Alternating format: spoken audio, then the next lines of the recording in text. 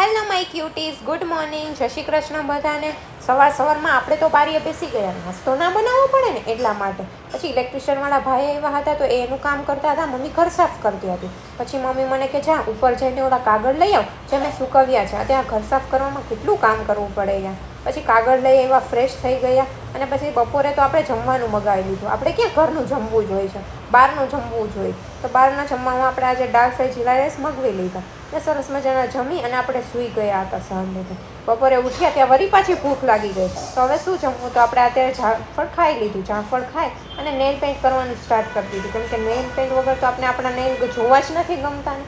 સાંજે સરસ મજાની ભગવાનને પ્રાર્થના કરી લીધી અને પ્રાર્થના કરીને રસોઈ બનાવીને જમી લીધું. ત્યાં તો દીપ આવ્યો કે ચાલ કે આપણે બહાર જઈએ, થોડોક આટો મારી આવે. પછી અમે રેસકોસે ગઈને ત્યાં બેઠા હતા થોડીક વાર. ત્યાં તો દીપ કે ચાલ તને શરદી છે ને તો કાવો પીવા જાય. મારે તો પીવો જ નહોતો, પણ તોય દીપ મને લઈ ગયો. ખબર નહીં, કાવો એક તો ભાવે નહીં ને આ પીવો પડે.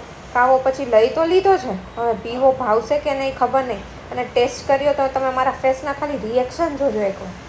ખબર નહીં, એક તો એટલો ગરમ લાગતો હતો ને ઉપરથી એટલો ખરાબ મને ટેસ્ટ લાગતો હતો, કેમ કે ભાવતો નહોતો.